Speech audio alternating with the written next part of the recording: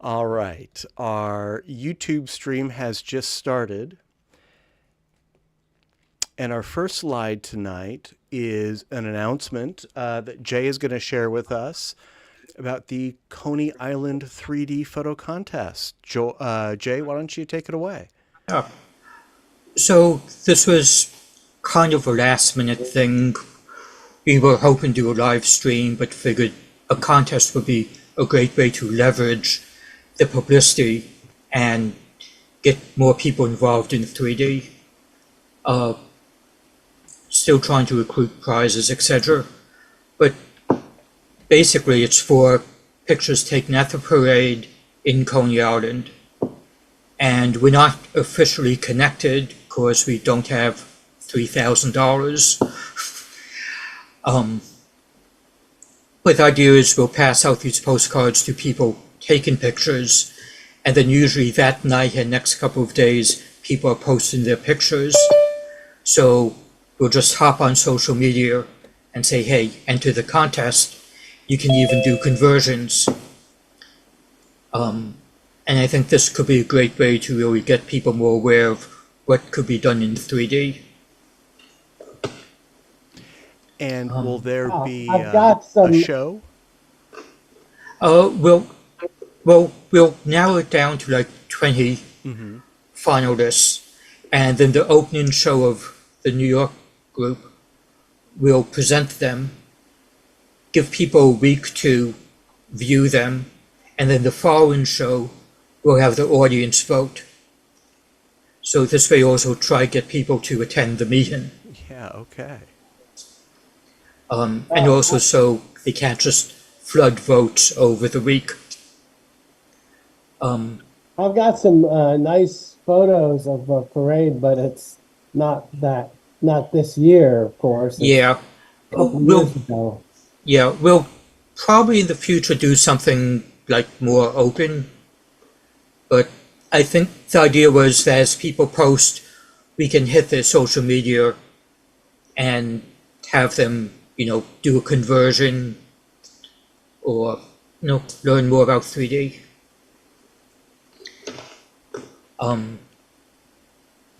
Yeah, and could definitely use help on social media publicizing this, and, and judges, we'll need judges after August 1st. So Well, I'll Jay, be putting out a general call for volunteers next week. yeah, I will not be able to make it to Coney Island on the 22nd. I would be happy to volunteer to judge if you're looking for judges. Absolutely. Judges, just people to contact on social media, because there's usually like hundreds of people posting pictures. Well, put me on your list. That sounds like a lot of fun reviewing those photos. There's likely to be some gems in there. Hmm. And the New York Stereoscopic Association is celebrating its 10th anniversary. That's pretty Yep. substantial. Yeah. A lot has happened in stereo imaging in the past 10 years. Hmm.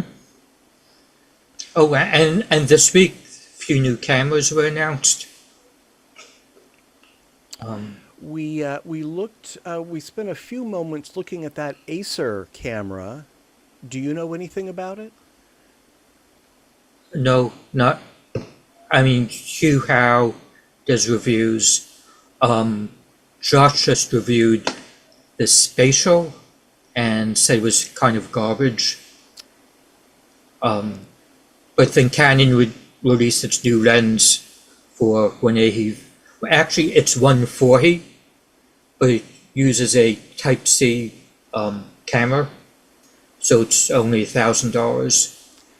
Which, So this differs from the VR 180 lens that they were selling. yeah, they're still selling the one that needs a full frame camera.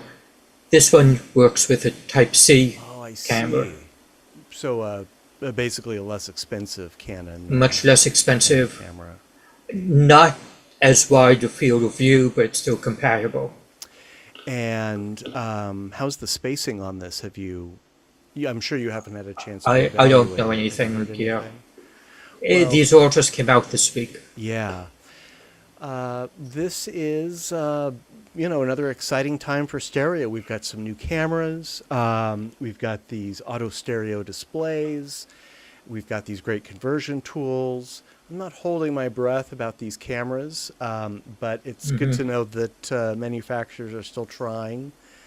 I personally feel they still haven't matched the W3, and the W3 isn't a great camera, but hey, that's just my opinion. Well, thank you, Jay, and best of luck with that contest. I hope it'd be great if this inspired some people to experiment with 3D photography. All right. Welcome, Bob. I saw you come in. Yeah, thanks. Hey, Bob, for some reason, whenever I reply to your email, it always bounces back. So I don't think I'm ignoring you. I'm just unable to get in touch with you for some reason. We'll have to Really work something out. Yeah. Can you send? Well, I was going to say, can you send me a screen grab of it? But if you can't get through to me, yeah. Well, I don't know what. I have two email addresses. There's the RGB3D at Comcast and also RGBDDD at yahoo.com. So maybe try the other one. I'll try the Comcast one. Yeah.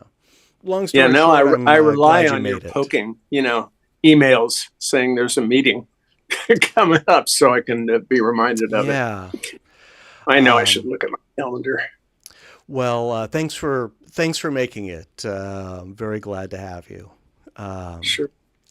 Let's And happy birthday. Oh, a little late there, but sure. Hey, I'll take I it. made a custom image for you. I know you were actually on time. It's fine. I appreciate it. Hey, we don't celebrate birthdays here. Maybe that's something we should start doing. I think so. Yeah. Well, then I'd have to ask for everyone's birthday. Peter is already leaving the room, so okay, maybe that spontaneous idea needs some thinking. But happy birthday, Bob. Well, thank you. It's great to have you. I'm not on board with that either. What was that, Melinda? I'm not on board with the birthday thing. Not because I'm getting old, which is true, but it just seems like a waste of time. Celebrating birthdays? Yeah, it's not humbug. Yeah. The problem with that is that then every meeting we end up celebrating a birthday and sort of loses but that means cake. Magic. Right. Virtual cake. Yeah. Well, I'll take any kind. The less fat. Let me share my screen again here, and let's move on to some photos. So we're going to start off with our special. As I said, it's kind of a small group. Wasn't the most popular topic. Okay, thanks, feedback received. But we did get some very interesting entries. My own entries actually didn't turn out. I tried, but they were that bad. We will start with one much better than the ones that I tried, and it's by Jack. And the title is Ancient Symmetry. And Jack, I think you did figure out what this subject was about. Is this what it was about? I had a hard time with this one. I only turned in one photo. I think this was something I shot at the San Francisco Museum of Fine Arts or whatever it is, and it was it's an ancient one from someplace, I don't know, but obviously they were working on symmetry back then, so I don't know if this meets the rules or not, but that's as close as I could come. I think it meets the rules. I'm curious, how deep was the actual sculpture? Here it looks very, very pronounced. Oh, I exaggerated maybe 2 times. Uh-huh. There was also some stuff that was sticking out on the right end that on one side and not on the other, so I cleaned up some of that stuff. Uh-huh. Jack, in my perception, it looks squeezed like a cinemascope film projected with a normal lens. Is this the way the sculpture actually looked, or is it more narrower than original? I understand what you said too well, but I think made it taller. That's what I thought. Yeah. Yeah, that's what I was referring to earlier, because they look like kind of Giacometti sculptures. They look very elongated. Yeah. Not that there's anything wrong with that. I don't want to body shame them, but I'm just curious. They had longer legs back in those days, I think. Yeah. Or they invented pants too, I guess. Hey, Melinda, I'm getting a lot of feedback from your microphone. Oh, sorry. Your volume is good, but you're a little hard to understand. I'm not sure if it's feedback. There's a lot of echo, or something. There's something. It sounds like your head's in a tin can. That's not good. Yeah, and I'm not getting any side tone either, which is disturbing to me. I'm gonna re-log in and also restart my headset. See Sure, if yeah. I wonder if maybe you just switch to another microphone or something. But yeah, that sounds like that would probably do something. Yeah, I'll restart some stuff. I might have to you might have to skip my image for a little bit. Yeah, we'll come back to you if you're gonna drop off.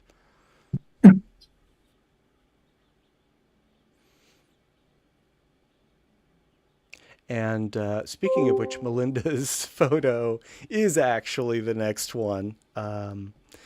But before we move on, did we hear all the comments about Jack's photo? Jack, this is very hyper. It works. It definitely alters the image in a really interesting way. Certainly seeing it differently than you would in real life. So let's skip Melinda's folding chairs. We'll be right back to that. We have 4 entries by Oleg, and we're going to hear about all of them. Oleg, if you're with us, let's hear about... Well, let Melinda back in here first. Oleg, tell us about gate to property at Highway 154. The only thing that's really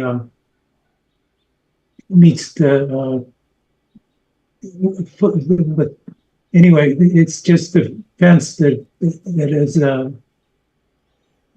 what do we call it? The cemetery? Symmetry, yeah. So I was driving along trying to find something, and this is the closest I could get. This was probably the hardest special topic we've ever had.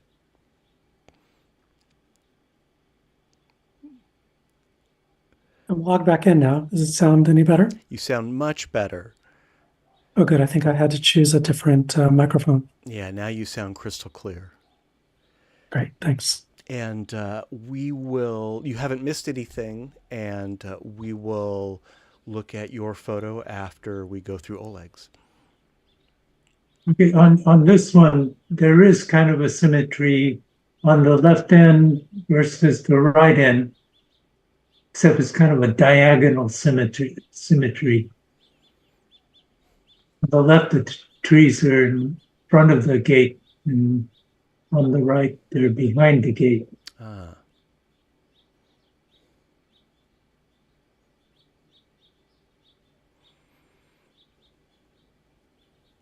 Yeah, that's definitely symmetrical. Oleg, did you use shadow highlights or any other filters on this one? Oh, I used everything. Everything, of course. I do.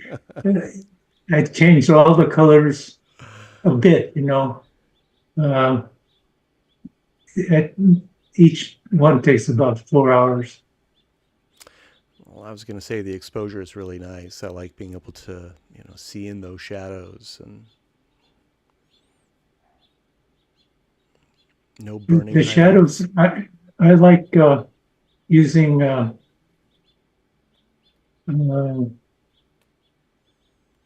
okay, my brain doesn't work. Well, it'll come to you. Don't think too hard because we've got another one by you coming up.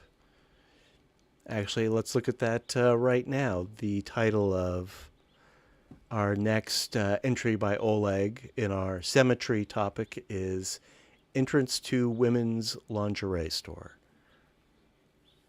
Yeah, and here the only symmetry is the framing of the window and the door. Even the door is open. That's not symmetrical, but at least the edges of the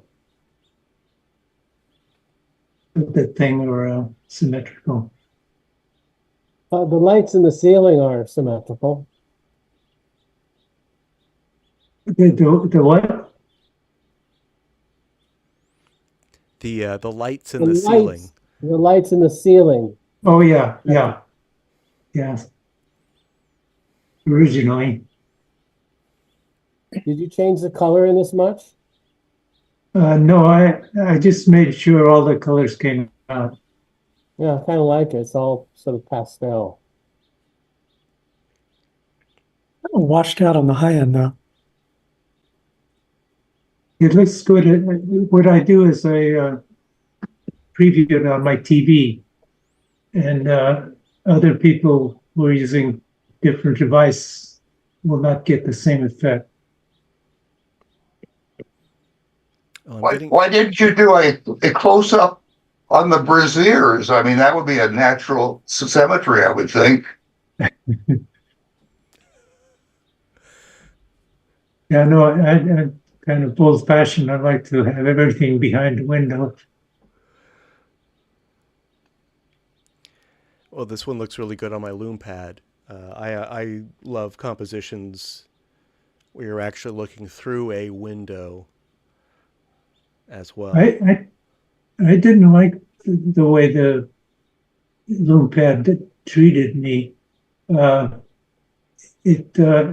want the window to be at the surface of the device rather, but loop pad by default puts it forward of the window. Well, I think the loom pad is very sensitive, maybe even more sensitive than a 3D TV. It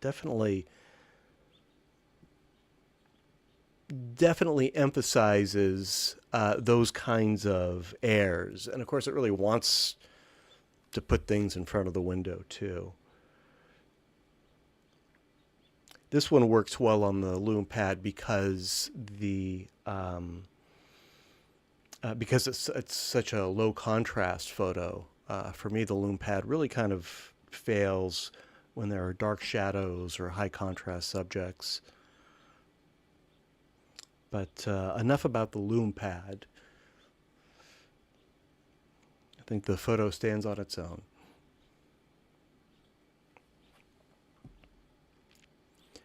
Oleg's next submission for our symmetry topic is hangars at the Santa Paula Airport. Yeah, this is interesting to me because of the hangars are symmetrical, so at least they were when the thing was built, but that was like 20 years ago, maybe more. And since then, every one of the buildings left and right have been changed.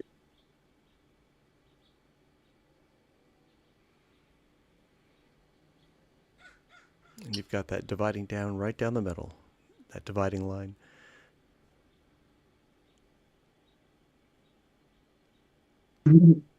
I was having a lot of trouble at my brother's place because of the uh, June gloom. It was the sun never came out. Period. At least here where I live, in the morning you have the fog and then it goes away. But there, it is there most of May and June. I wish there was something in the road to give it more of a sense of depth. Well, if there's any traffic, then I would have captured Yeah. that. Or if there's somebody walking there. But that's what I had to work with. Even a traffic cone would help. Yeah, well, I wouldn't carry a cone just Yeah, for that. you don't drive around with a traffic cone in your car. No. By the way, that I like the red car at the end of the picture, and I was hoping as I got closer to get him bigger, but he drove away. It looks like there's not very much depth at all, except in the lines in the road. The buildings all seem to be on the same plane. Come here to my home and see it in a 3D TV. Yeah, I'm sure that magnifies it a lot. There's some noticeable depth in the roofs.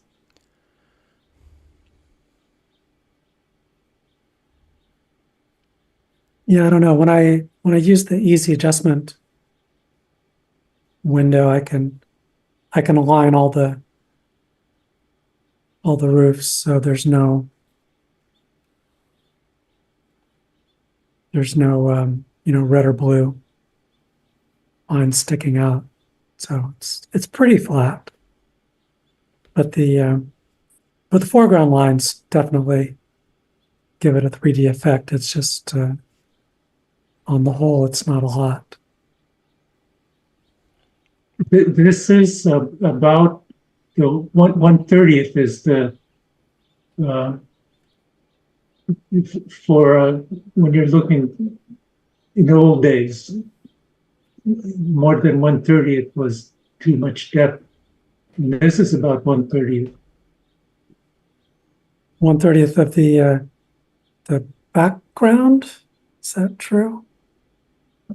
1/30th of the window,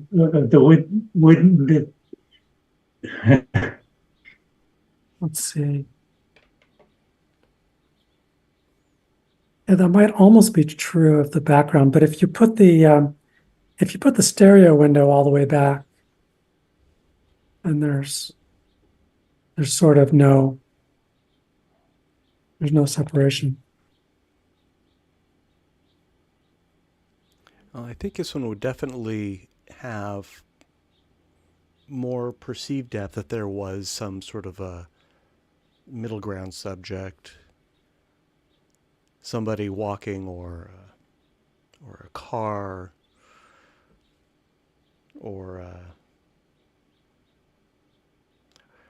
Oleg doing a selfie. Or a duck. Or a duck. Oleg's final submission of the evening for our special topic is Marin County Hall and its model.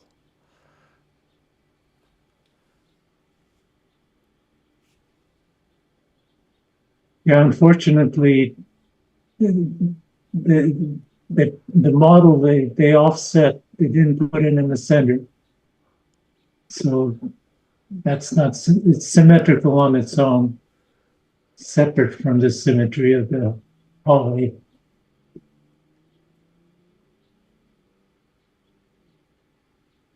Now, this one has a lot of good depth throughout. Does it look exaggerated on the TV? It looks fine. It looks really nice on my loom pad, and I like how the miniature case is slightly through the window. That's just about perfect.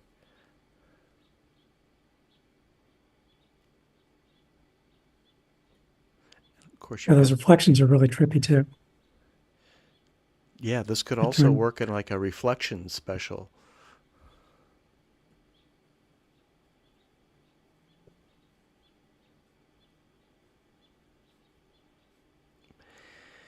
Well, these are really nice, Oleg. This is a really challenging topic. You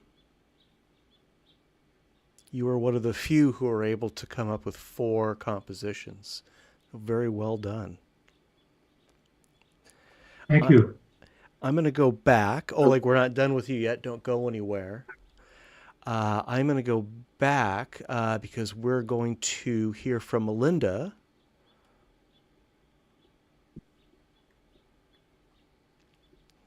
So don't mind the flashing screen. And of course, if you're following along on YouTube, it'll take 10, 15 seconds to catch up. But this is Melinda's. The title is Folding Chairs. Yeah, it's the only recent picture I took that showed off any kind of symmetry. This is kind of your standard one-dimensional moire pattern, like you get with orchards and things like that. And I like the kind of multiple sight lines you get looking through the gaps. It would be nice if it was a lot more chairs. This was just like a small little setup outside of a church, I guess, for weddings or something.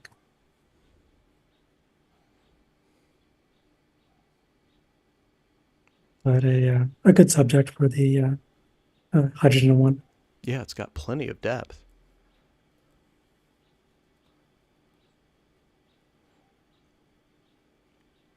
Any other camera would be too wide a base. Yeah, you could just do a cha-cha, but it was definitely a low effort image.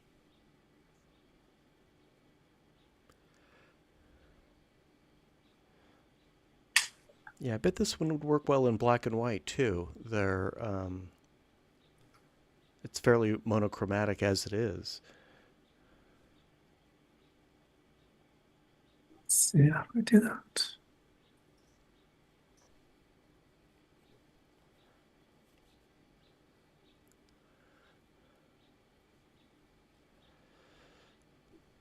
I don't know how to do that right now.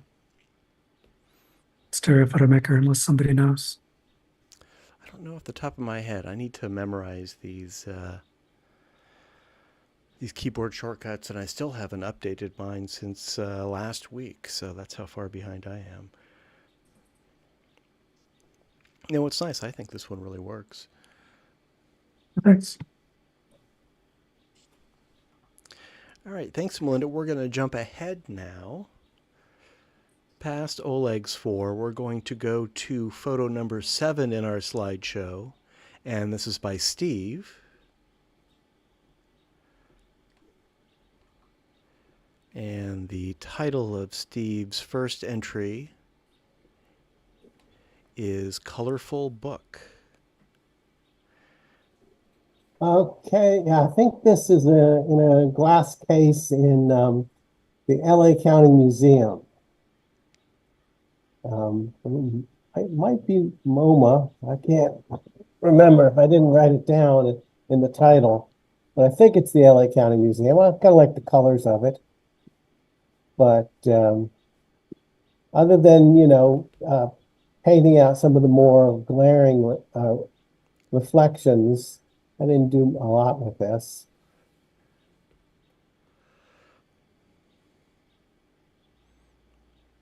It's very symmetrical. Is it a book? It's not a book. It's a sculpture of a book. I don't know what it's made out of. It could be made out of paper, but I don't think you can turn the pages. And I assume those are just some boxes in the background, but gives it a little extra depth.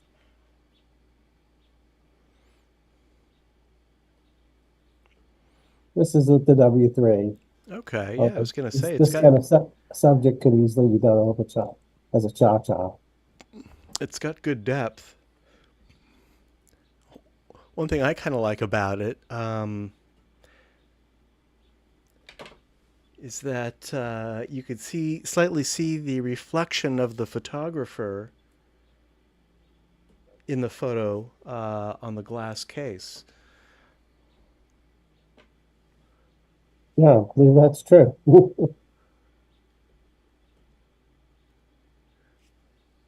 I guess you could say that adds a human element to it.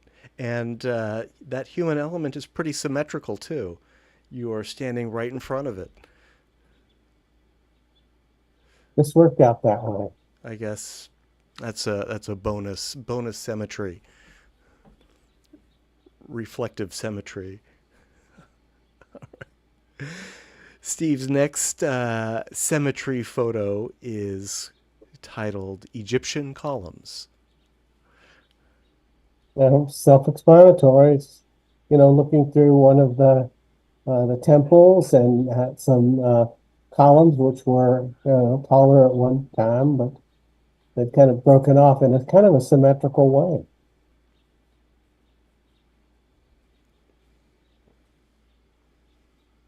But it definitely has depth.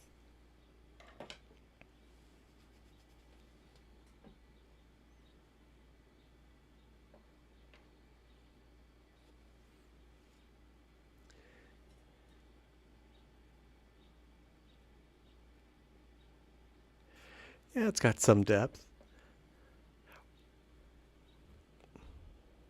Did you crop into this? It looks a little soft, the details, looking at the people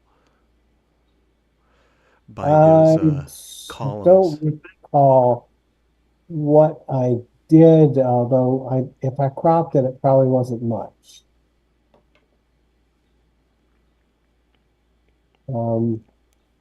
Yeah, I don't know, maybe, I don't know, it's a W3, which, maybe that's those sensors you dislike so passionately, not doing their job. Although the lens on the W3 is not bad.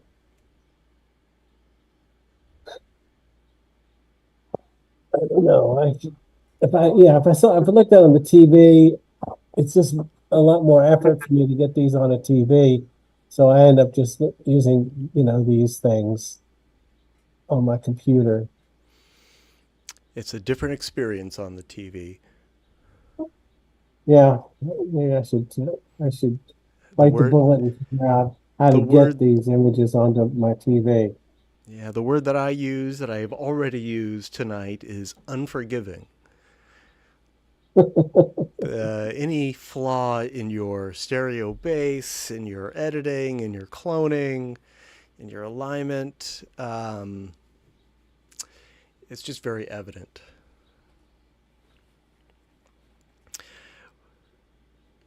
Steve's last entry for tonight. Oh no, I'm sorry. It's the next to last. This is LACM Lots of Lights. Yeah, this is definitely LA County Museum. It's pretty famous sculpture in the forecourt. I definitely juiced up the contrast and the do they call it sharpness and clarity? There's a clarity button that operates slightly differently than the sharpness, and it seemed to give you a little bit more definition of the columns. I think I'd get better depth if they weren't quite so close together, but this is what I got. I might have, these are all with the W3. It'd be interesting if I go back there, if this is still there, to try some cha-chas. Yeah, I think you could use a wider base. Yeah.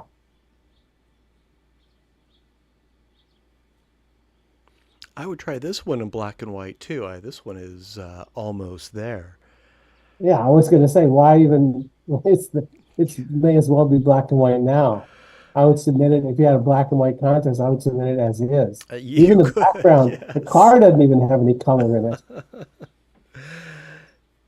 The wet ground, I think, adds to the atmosphere of this also, and that would might even be enhanced in black and white.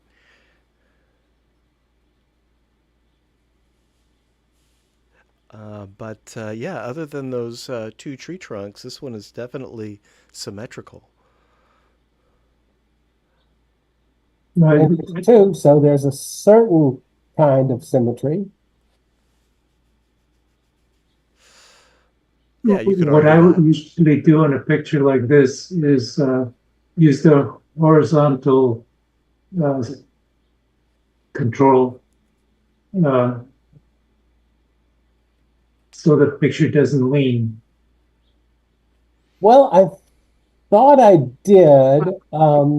I know the tree is leaning, but I believe the columns are straight.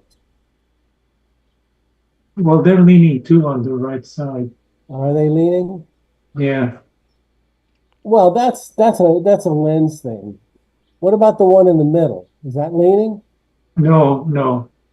Well, see, if I adjusted the one on the right, then the one in the middle would lean the other way.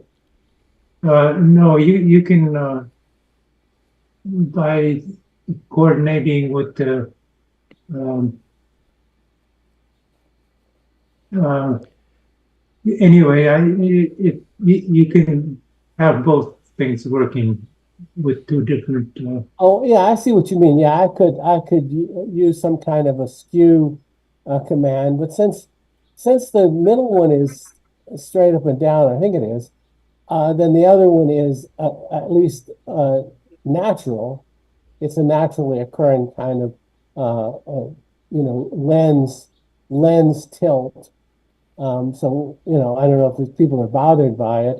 It's I'm certainly not bothered by it. It's kind of like a wide angle lens effect.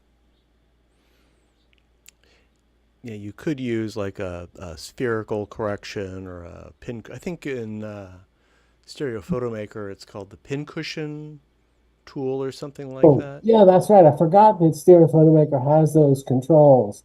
That is true. That'd be an interesting thing to try. Thanks for that suggestion, Oleg and Matt. And even using the distortion tool in Photoshop, bringing in the left and right and selecting part of the image if you want to do that. It's a little more work, but I've done that on some images. I'd have to find the corresponding tool in Affinity. I don't use Photoshop anymore.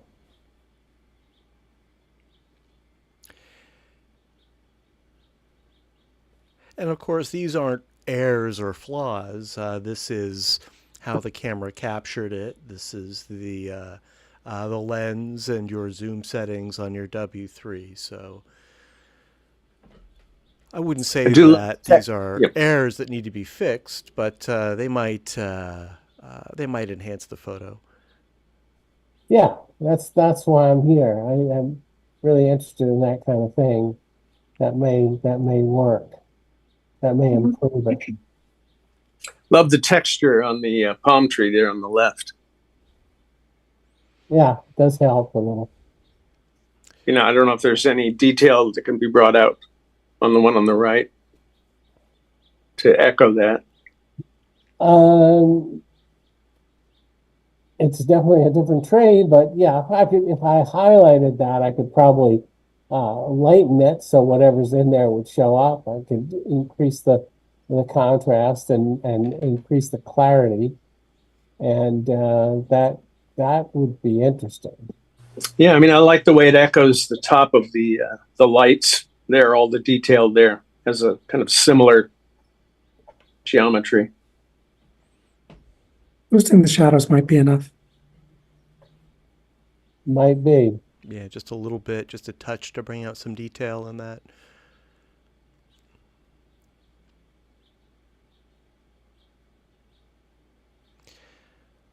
There's also, well, Photoshop Creative Cloud the camera raw filter has a geometry tool that would really straighten these right up, but it would likely introduce some distortion too that you wouldn't have any control over. I've been playing with that tool, and it's kind of hit or miss.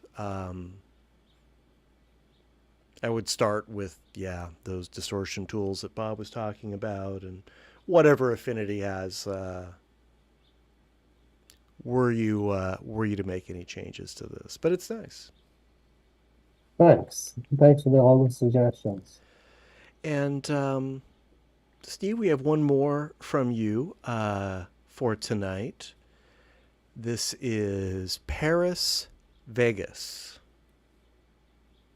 Yeah, and this one actually does look a little soft to me, but it's another W3. This is, of course, in the Paris Hotel in Las Vegas, and it has kind of a symmetrical design. This had a ton of reflections of the window. I think you'd see some of the reflections, but I painted a bunch out, did some cloning, and had to kind of distort the clone because of the curvature of the sculpture. So there's probably little flaws in there because of that.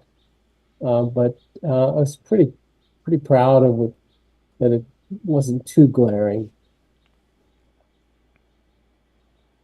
Oh yeah, lots of depth in this one.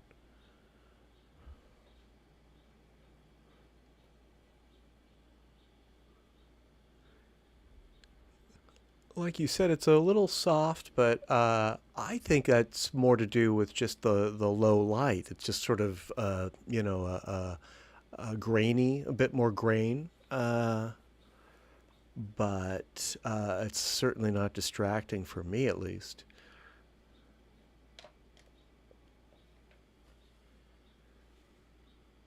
Okay, well, thanks. You can see some people. I don't know. I guess that's a reflection way in the back there.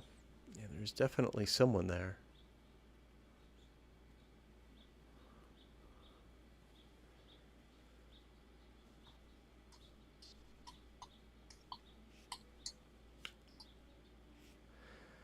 This Yeah, one, Vegas is full of cool stuff.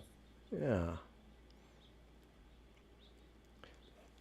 So the way I view these, I have our anaglyph stream going next to our half-width side-by-side stream, next to a full-width side-by-side screen share.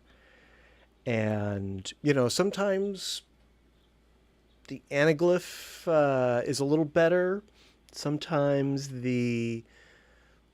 I've got the half-width side-by-side on my loom pad. Sometimes that's just the best device. This one really doesn't work as well as an anaglyph because of just the colors of the subject.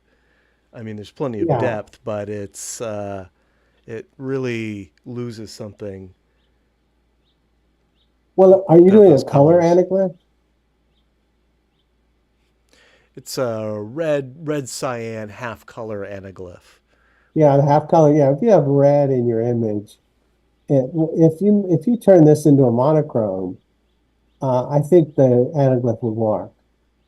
Yeah, definitely.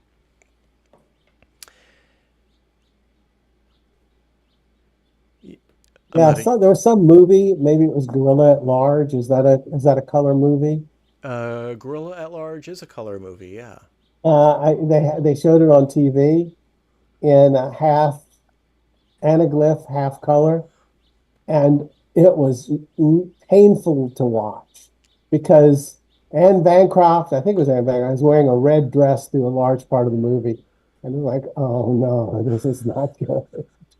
Well, it would have been full color, right? Like a full color anaglyph Well, it was on TV. on It was TV, not right? side by side. It was was it full color anaglyph? That's even worse. I I think imagine. you're right. I think that's what they did Yeah, back. This was probably 20 years ago. because Gorilla at Large was a Technicolor movie, wasn't it? I'm sure they wouldn't. Well, I'm not sure of anything, but Yeah, they didn't care about such things too much when they were broadcasting Anaglyph movies on TV. You were on your own. You had to It's like find your nobody own even bothered. viewers. You had to put up with it. You had to suffer the consequences of a headache. We had it rough back then. It's like nobody bothered to look at it before they put it on the air. They looked at it and they said, "Oh, my head hurts. This is great. It's working. It's doing something to me." Of course your head hurts. It's 3D. That's the thought that they put into it. Yes. Has that been? That's not been put on Blu-ray, has it? Not yet. No. I was going to ask if anyone knows when the 3D Film Archive is going to restore that one. I haven't read anything. And who knows if the left and the right are still available. But that's a whole nother discussion. There was a point when they could turn it into Anaglyph. I don't know what they have. It's not a high point of cinema. No. There's probably an Anaglyph VHS out there or something. I don't know. That said, thank you, Steve. And thank you, everyone who participated in tonight's very challenging symmetry special topic. The first and probably the last symmetry special topic that we'll have. I know this was a frustrating one. So thank you, everyone, for participating or for trying to participate. As I said, I thought I had a couple and they really were so unremarkable that I kept them hidden. We're not done yet. We're going to transition into our workshop tonight, and we're going to start out our workshop with 4 open division stereo photos by Jay. Jay wasn't able to join us last week, but he submitted some really interesting photos that we're going to enjoy now. So Jay, if you're with us,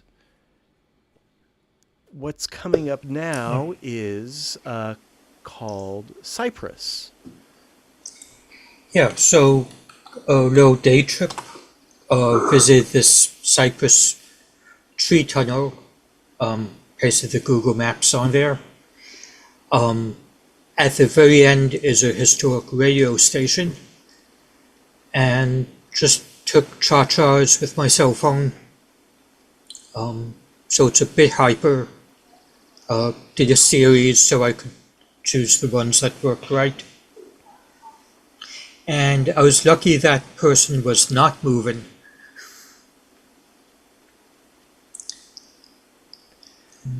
Yeah, I think your base is really effective.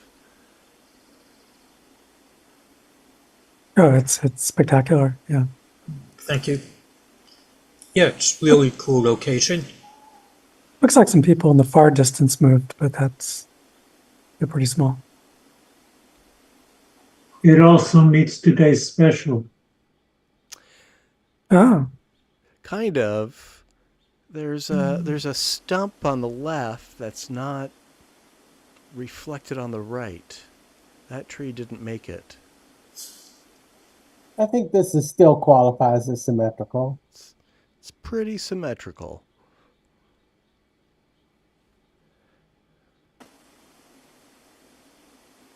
And Jay, what coast was this? Is this West Coast or East Coast? No, it's like an hour away from here. Yeah, I've never seen this before. Yeah. The maplet's in there if you just Google Cypress Tree Tunnel. What a great subject for stereo. Yeah. what town is it? You mean what time did he take the photo? Oh, No, what Um, town? What town is this in? Oh, the It's town. on the way to the town? ocean, going out to Point Reyes. Oh, yeah. Not sure what town. Let's see. In Inverness. Inverness. Okay.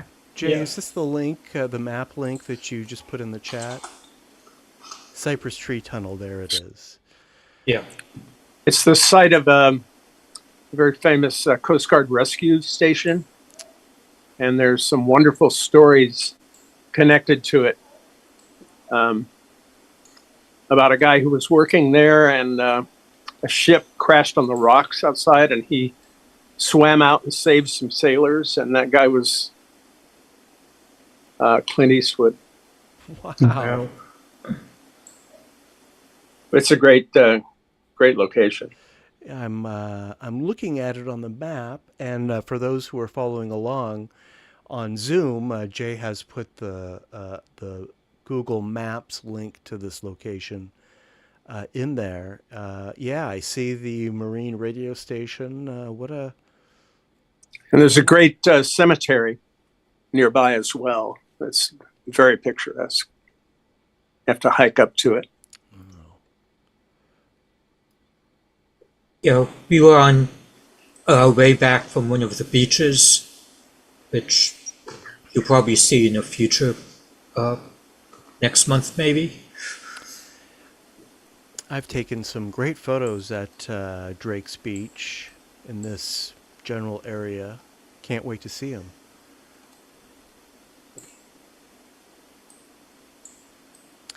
If we get a another major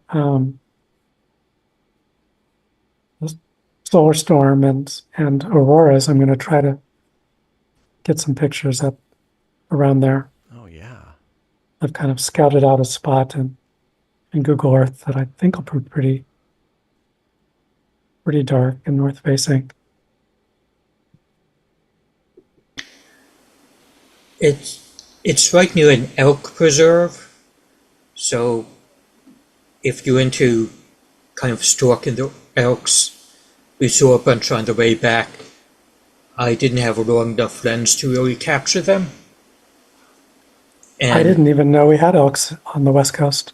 Yeah. It's they're Thule elks, and if you drive out to Pierce Point, which is another wonderful photographic site, there's a whole herd there that travels around. You can usually get a sighting.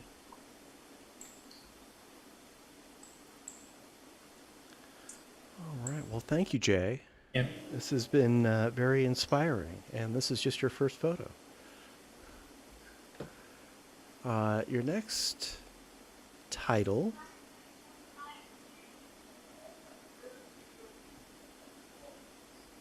Let's see. There we go.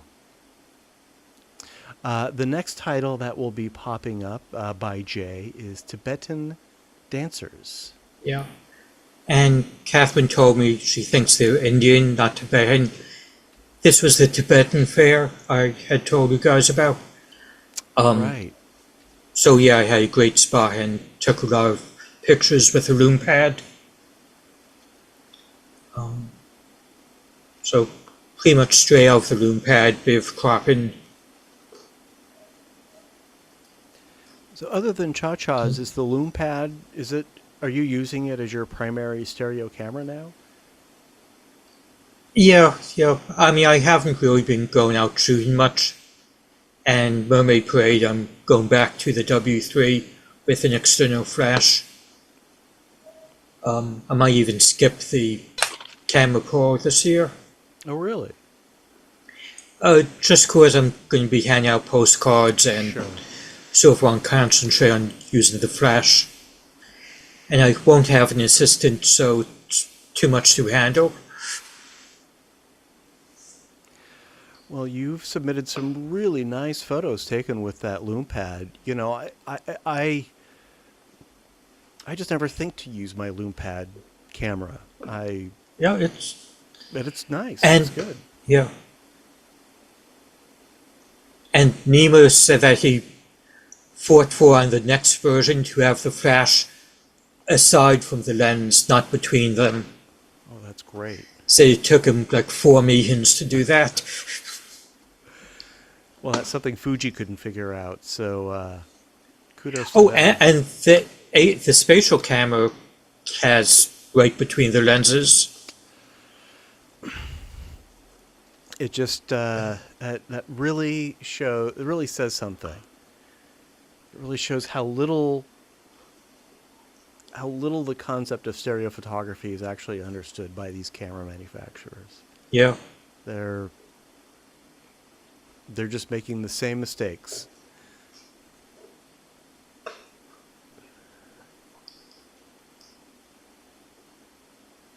Well, I like this one a lot. It's nice that there are the two women on the left. The one that's in the back, she's blocked, but we can see her face, and that is less of a problem to me in stereo than it is in 2D, where it kind of looks like there's a dancer with like a smaller woman growing out of her side or something. That's what stereo gives us. Is it possible to zoom in on this picture a little bit? I can zoom in on Zoom, yes. Yeah, just because it's a little small on my screen. That's perfect. Yeah. Well, I think I can do that to the YouTube's. Oh, no, that. Let me see if I can zoom in a little bit here. Does this picture have a black border on it or something? I think it No, does. but maybe oh, yeah, maybe because I just hit the format for the submission. That's probably Yeah, why it's a little yeah. small on your screen, Steve, because it does have built-in borders. The file does. Actually, prefer the zoomed in cropping in there that kind of gets rid of the guy who's looking away in the background. Yeah. Yeah, I do like this composition better. And the depth is more pronounced now. And I definitely see the face of the woman in the background. Yeah, this is really nice. Jay, you're getting some good Yeah. stuff out of that LumaPad. Yeah, really nice color too, and being so close to the stage, it's nice and intimate. It's like you're one of the dancers. All right, let me return this to the original format, and we've got another one more from Jay from the Tibetan Festival. And the title is Tibetan Felt Garlands. Yeah, this might have been a symmetrical. Almost. Yeah, just interested in hanging up in one of the vendor booths. And yeah, also LoomPad.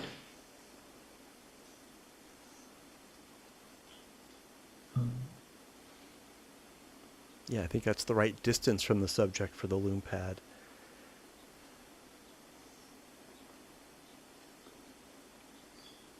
If one of those Tibetan dancers was behind this garland, I think you'd really have something. But as it is, it's got a lot of depth.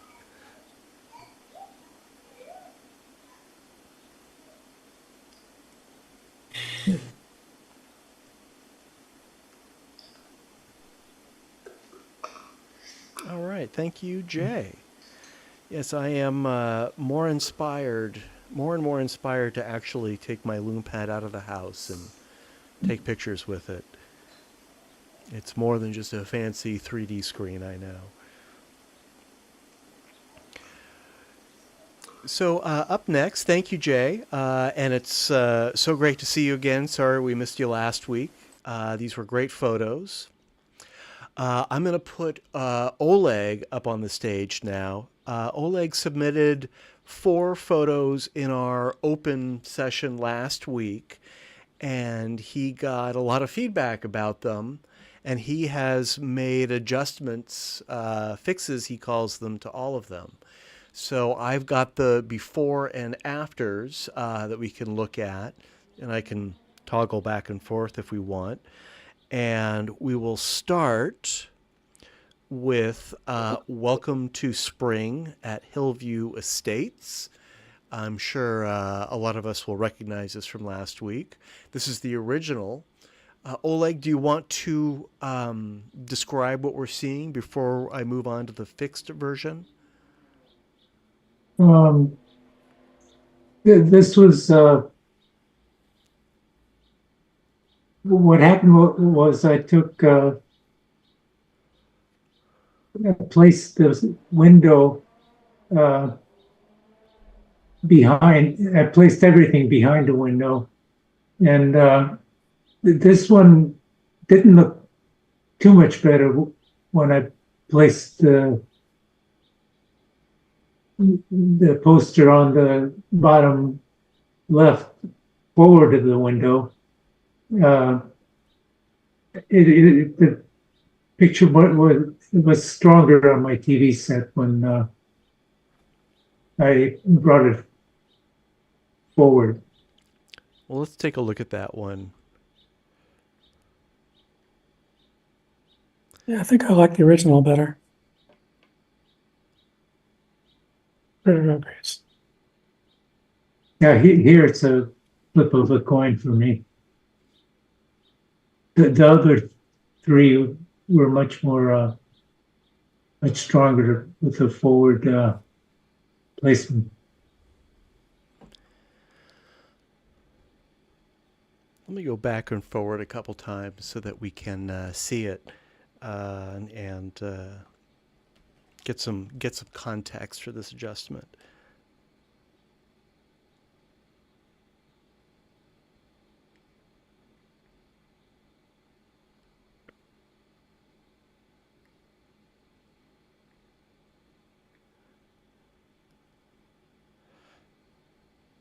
Now, which one are we looking at now?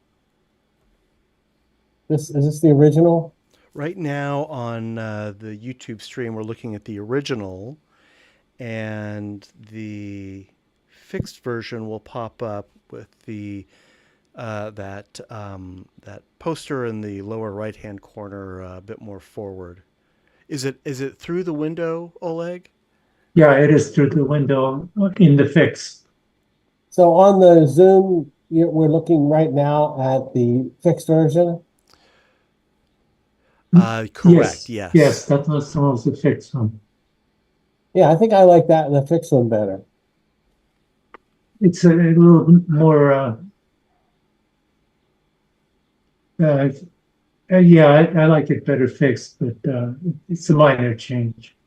Yeah, they're very similar, but there does seem to be a little bit more depth in the one you fixed.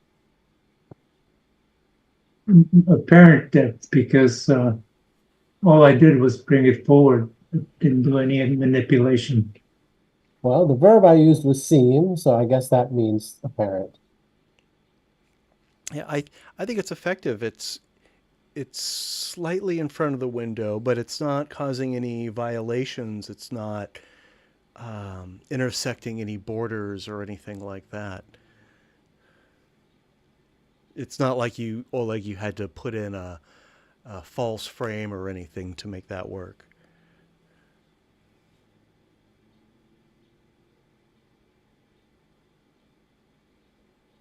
Okay, thanks, Oleg.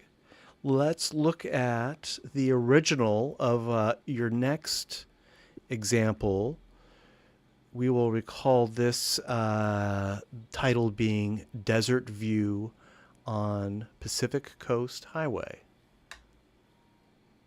Now this one definitely looked weak the way it is now. And if you toggle to the fix, it seems a lot stronger. Let me move forward here. This change is a bit more dramatic. So it looks like you've cropped off quite a bit from the bottom.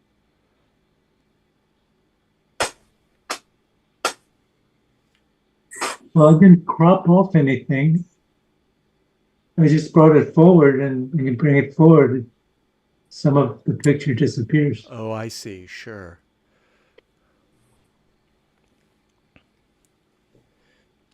And now you've got a bit of the back of that truck through the window.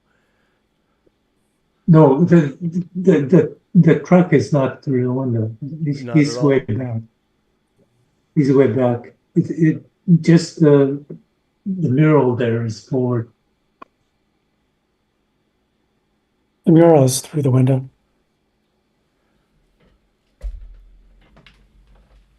But I like that.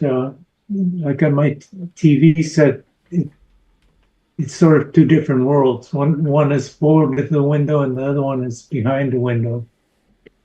And one of the things I liked about this picture is the slope of the mountains is the same on both the mural and in the real life. Kind of a similar angle. Yeah. But you have cropped off a fair bit from the bottom. The top is the same, but the bottom is cropped. Yeah, I guess I did. And it's okay. It's Well, the thing is, what was down there was the dirt. There's nothing there. This way, it's cleaner. I'll go back and forth a few times so we can see the before and after.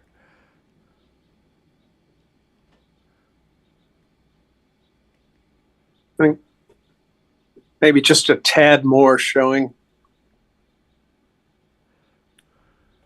would be nice. It's a little tightly cropped.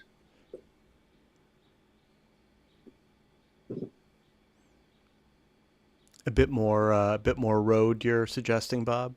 Yeah, I mean, I like seeing that it's obviously a trailer with tires and a road there. So I like cropping, but not maybe quite as much as this. And I'd still love to see the painting on the truck be in 3D also. I think there's a weird interaction going on with the cropping plus the mural through the window, because if I pull the stereo window back on the cropped version, that sort of tension goes away. Maybe a little extra at the ground at the bottom would help, but but the combination of the two is really kind of weird.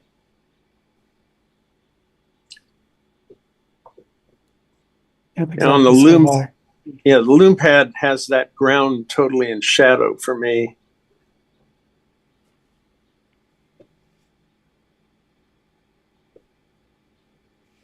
Could be my settings here, though. But It looks the same for me too, Bob.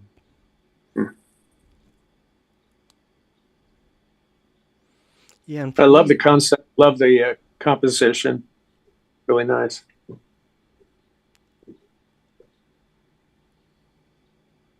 As usual, I have to wait for that truck to come by. Yeah. Still be, I'm so tempted to convert that image to 3D on the truck. Well, Oleg, you've done that in compositions. I think we're going to see one of your compositions tonight doing something very similar.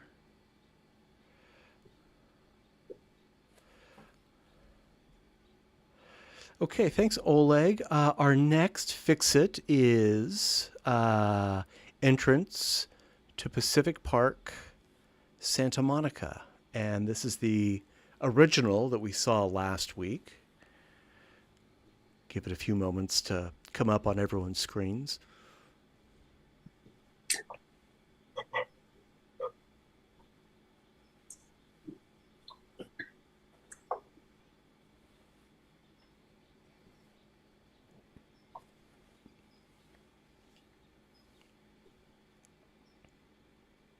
Okay, that should be popping up about now.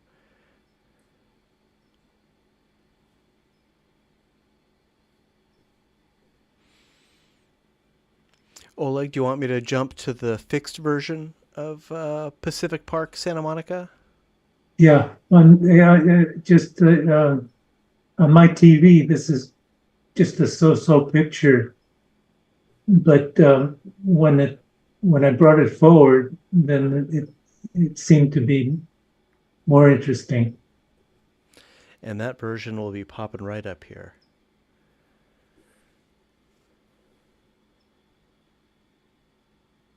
Yeah, and I agree. I think the difference is dramatic.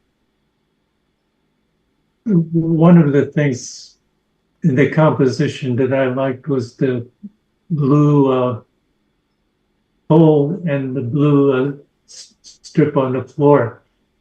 It kind of separates the picture. Now you cropped this top and bottom, is that correct? The bottom, I think I left the top the same. The top is cropped also. Top is cropped, yeah. They're both cropped. It's nice. It's Yeah, it's a much more pleasing composition now. yeah, it uses the whole frame. It's more immersive, I think. Let me go back and forth a few times.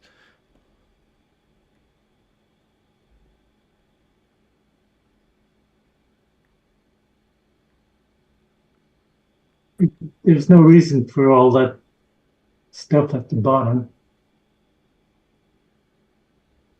Yeah, but we all kind of do it. It's I guess the instinct is that we don't want to cut away anything that has nice pixels. Well, But the problem is with the original, the foreground is all that floor, and everything else is kind of a background. Here, now the front is the truth. Right, you just have to think. You have to think to try it. It's just one of those things that doesn't come naturally. We have to just experiment a bit, and it's too easy to get sort of attached to elements that aren't really adding to whatever was interesting about the original image. I think Really?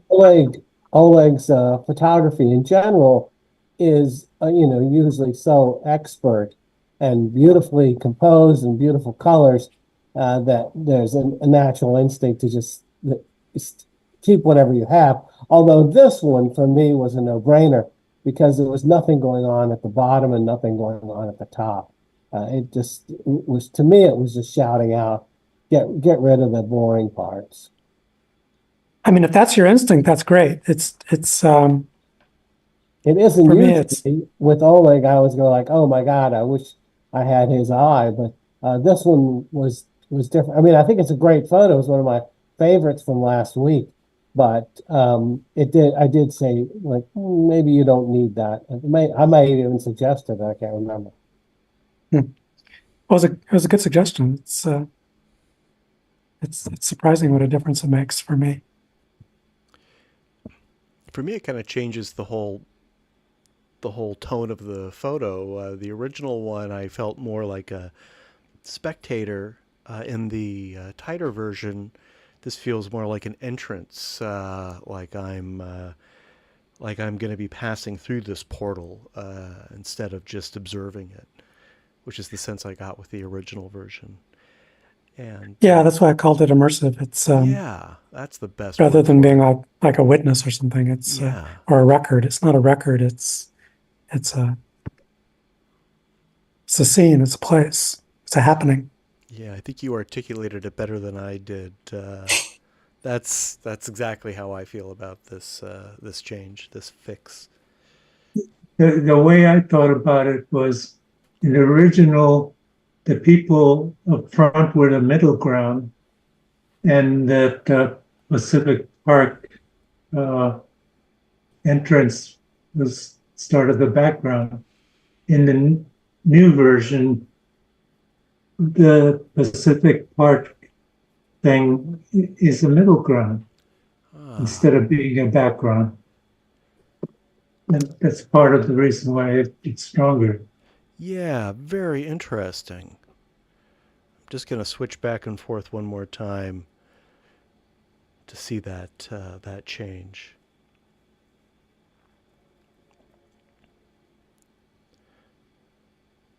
Yeah, very much so.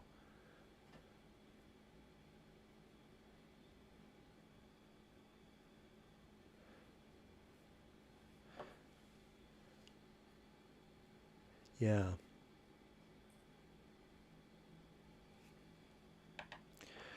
All right. Thank you, Oleg. We've got one more fix from you.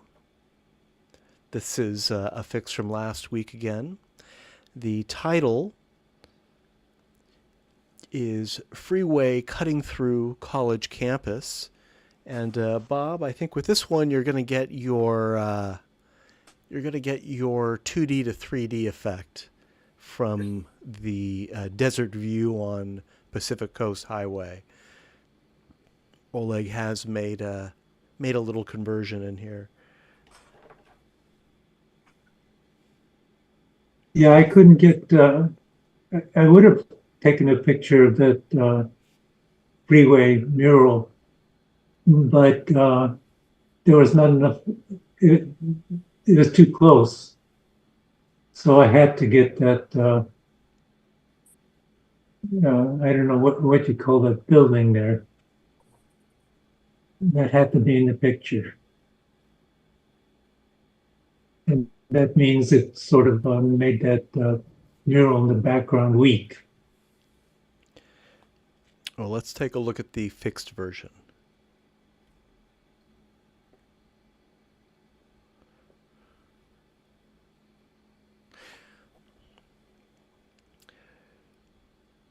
So as this pops up on our screens, tell us what you've done here. It looks like you've taken some off the bottom. Doesn't look like you've really lost any part of the image. Is that what you've done here? Yeah, I also brightened the mural.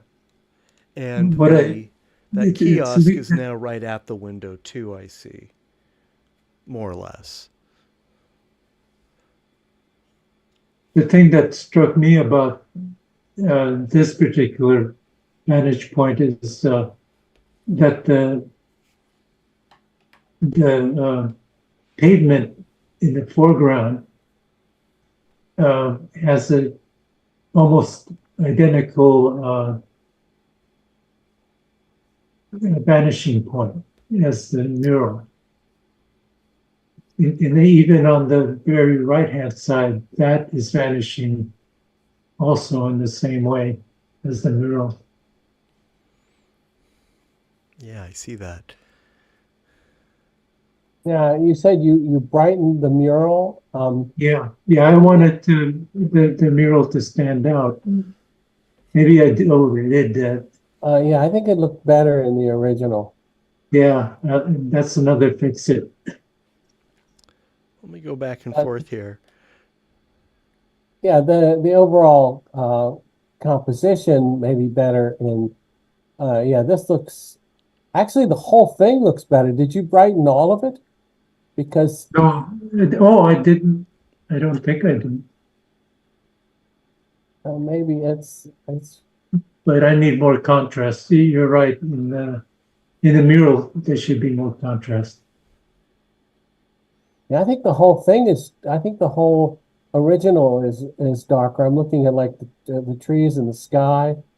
I could be wrong about that.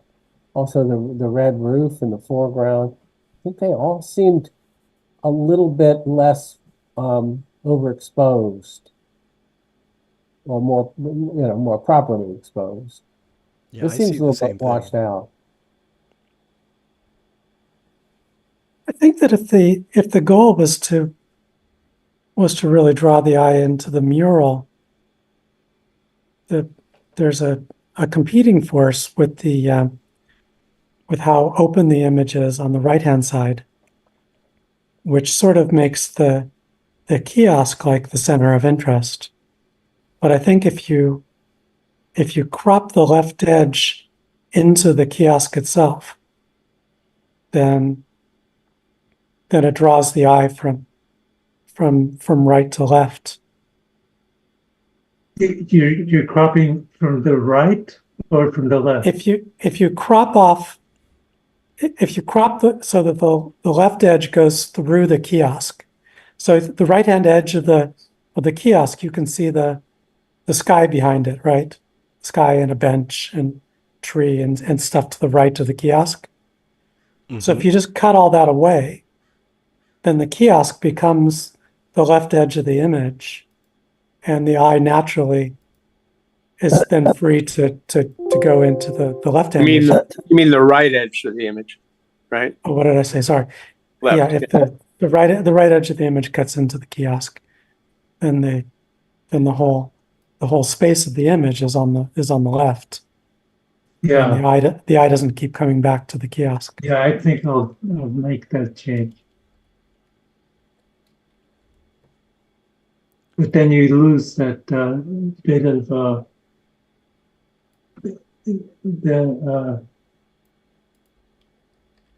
I think Melinda has a really good point overall, not just the cropping, but there's so much going on in this foreground kiosk that it's hard not to look at that. There's, all the little posters, the flyers, and then stuff sticking on the walls. And there's just an endless amount of things going on that you have to work to look behind it. You'd almost have to just paint it out to make the other thing look interesting. the way it is now is much better. Yeah, I agree. I appreciate that. So I'm cropping it as Melinda suggested on our various streams. Can you crop out the left edge of the kiosk? Let me crop out the left too. Let me make sure that I'm getting. Or sorry, the this right. I'm sorry. I mean, So yeah, what I've done is I've very cropped out confusing. the Just, right yeah. part of it. like the left right hand quarter of the image. Yeah, Melinda, that's a good call because it puts the mural more in the center, and it does bring more attention to that. If that's Well, the intention, I think it helps. Yeah, it's good. I'm glad we went through this. I'm going to fix this, get more contrast in the mural and crop it like Melinda wanted.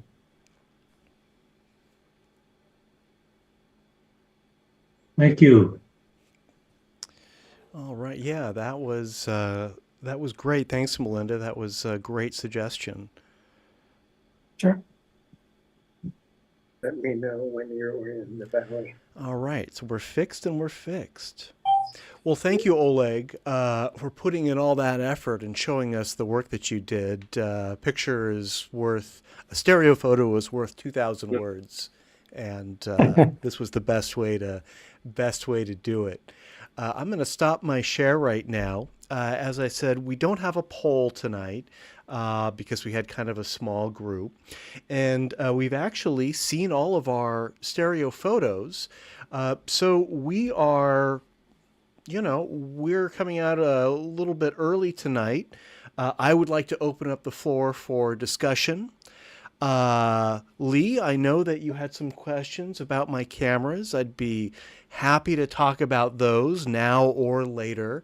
But before I dominate the meeting, let me open this up to anyone else who has anything that they would like to share or add or anything stereo related to bring up.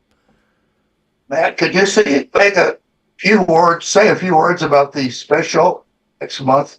The special next month, yeah, I'd be happy to. What is the special next month? The special next month is humor. We've had humor specials before. This is, pretty much open to interpretation. It's, going to be a funny subject or funny action. I'm trying to think of specific examples, but I know that I've certainly seen photos in our open divisions in these past few months that had humorous elements to them. So they don't have to be hilarious, but anything that tells a story, has a humorous subject, is fair game. I'm trying to recall the last time we had a humor special, and it's probably been a couple years. I don't think we had one last year, so I'll have to look into that. Let's see. I'm not going to make you watch me dig through my archives, but I'm sure there's something.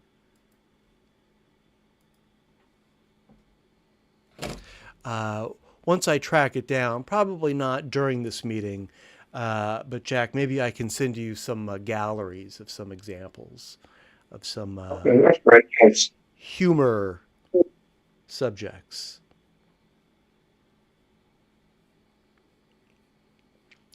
So Lee, I know that you were looking into, sounds like you're looking to upgrade your cameras. Yes, and it looks like you're having some sort of technical normalcy right now. Okay. Well, if you can't figure that out tonight, I'd be happy to talk to you about this. Um, Send me an email. Maybe we can talk tomorrow night or later tonight or whatever. Is anyone here using Stereo Data Maker to synchronize Canon point and shoot cameras? This was a solution that was pretty popular with stereo photographers when Canon was making point and shoot cameras. And I know there's still some out there. Anyone know what I'm talking about? Jay knows. I'm not clear if it's still being updated.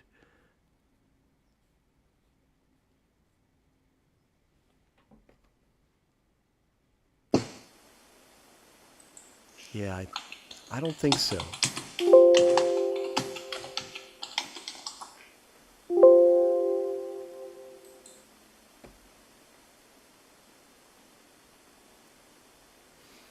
Well, I know Lee was trying. I shot with a pair of Canon SD-1000s for years, as recently as maybe a year or two ago, before I got my Sonys, and I got some great photos. Yeah, the website's saying 2017. 2017. Yeah. Well, I'm sure that at least some of the cameras that it supports are still available, maybe as new old stock. Oh yeah, eBay. eBay, of course, yeah. I've never had bad luck, knock on wood, buying used cameras off eBay. But you just never know how many exposures that camera's actually taken.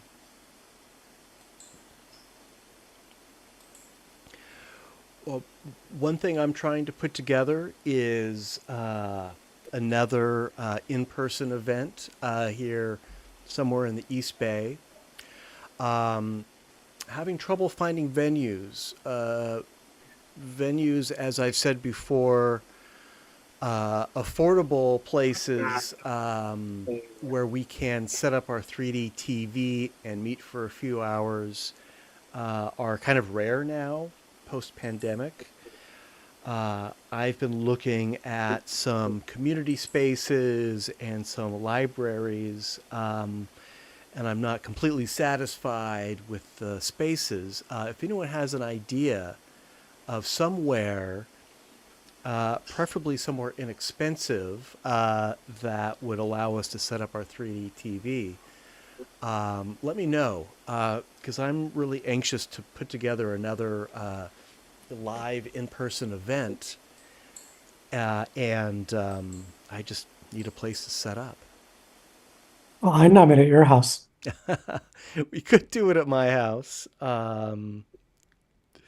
I've actually, um, well, I've actually sort of rearranged the house around the 3D TV now. I've moved it into another room, its own room, mounted it to a wall. I'm so just terrified of this thing breaking. I've sort of created a shrine for it.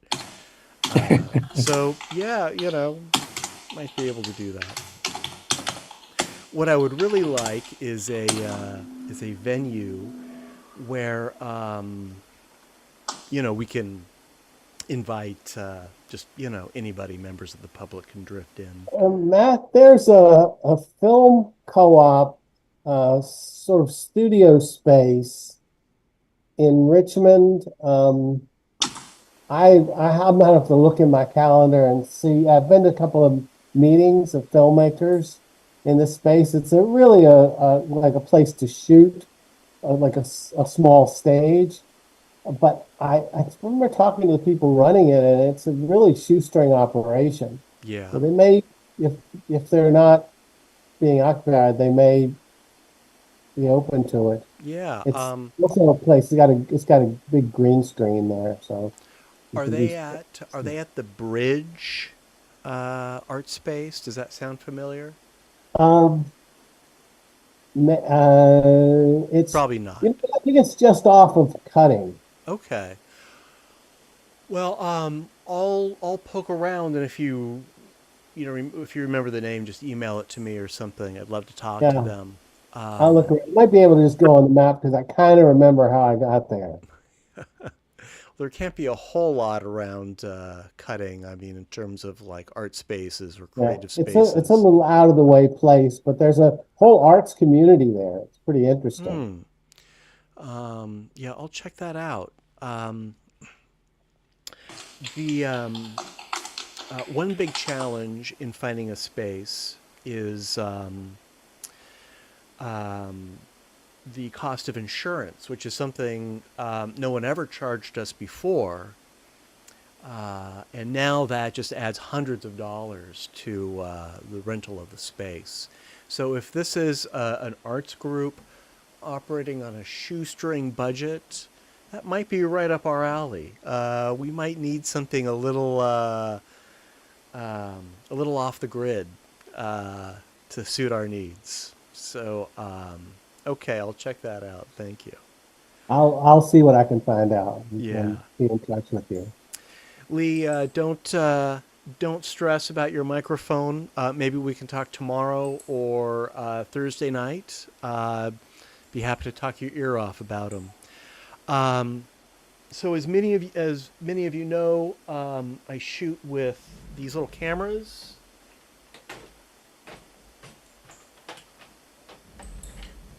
These little Sonys. Well, these are upside down. My little Sonys right here. There they are. And they're great cameras. And I destroyed one, not intentionally, because the sync port, this little port here, which is where the sync cable plugs in, is very delicate.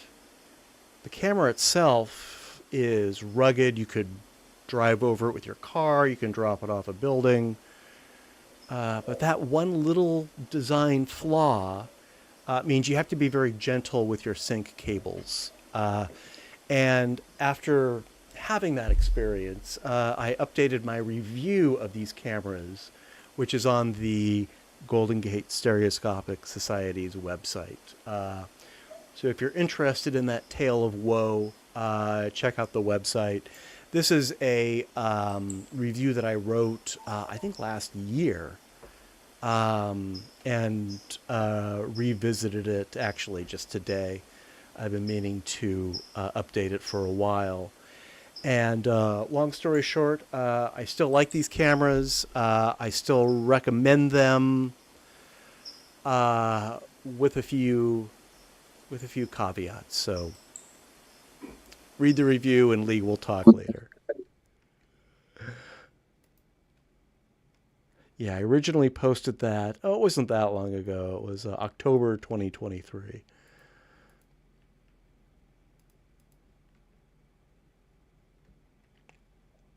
I'll put that in the chat.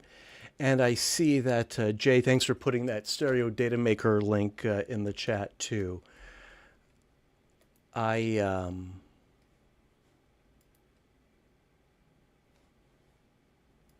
let me share this real quick. Why not? There we go. I think you can all see that. Actually, let me shrink that down a little bit. Yeah, Stereo Data Maker 2016. Okay. And that's one thing to know about Stereo Data Maker, of course. You do have to make a remote switch. Lee, that's something that I like about my Sonys. When they're synchronized, you can just hit the shutter button on either camera. Stereo Data Maker, you need to have some soldering skills in order to make a switch. There were people selling them. You might be able to find someone on the 3D Photo Groups IO discussion board who's willing to make one for you. I had made one out of a flashlight. It was bigger than the cameras. That's about the limit of my soldering skill, but it worked.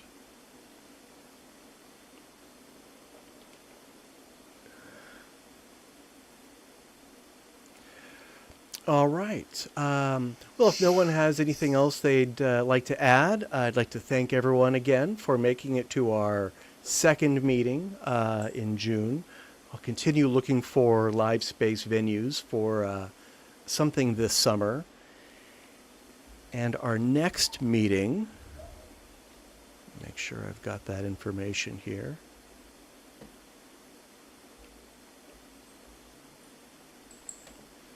Yes.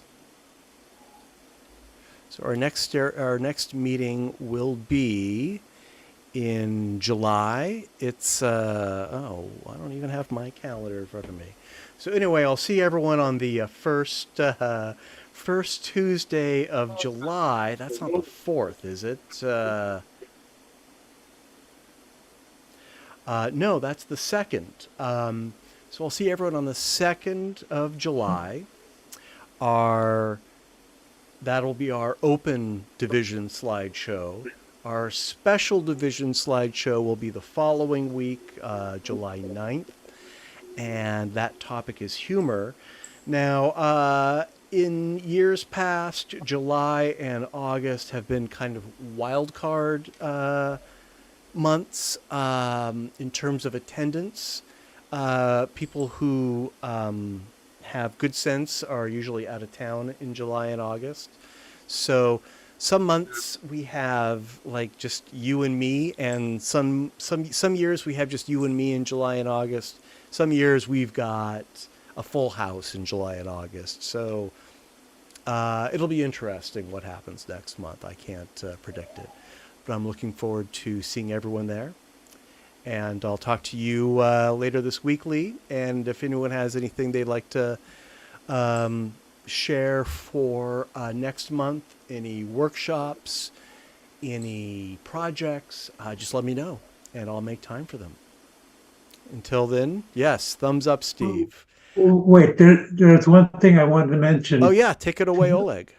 For the last 10 minutes or so, you have been in 3D in my brain. I've been in 3D in your brain? Yes, I'm looking at you right now, and you're in 3D. The Golden Gate Society is behind you. The microphone is in front of you, and your head is 3D. Yeah. Believe it or not. So this is how you're It could be, perceiving me, right? Pardon? This is how you're perceiving me right now, because I'm definitely That- not. That's the way it looks to my mind. That could be a color parallax because he's got, the red of his skin tones are in front and the background is blue. So there's a natural 3D effect there. Why are you smoking now? That happens to me sometimes. You don't need a 3D conversion with whatever Oleg is going through right now. Well, Oleg, I'll tell you that for the past couple years, 2 or 3 years, I will sometimes dream in 3D. And the dream is I'm looking at a landscape or something, and then it'll just kind of it'll pop into stereo as if I've put on 3D glasses. But I'm dreaming this, and that's all that happens in these dreams, and it's often a different subject. But I have something similar going on too. It's like after a night of watching 3D movies or something, my brain just can't turn it off. And it's doing these kind of 3D conversions for me, or it's just thinking about perceiving the world in 3D. So, yeah, Jay. Yeah. Have you guys posted on Nextdoor for a meeting space? That's not a bad idea. I'm on Nextdoor. I actually And I'll post too, because you reach different people than I would. right. Yeah, that's a great idea. I'll post on Nextdoor. Nextdoor will cover, my neighborhood of Richmond.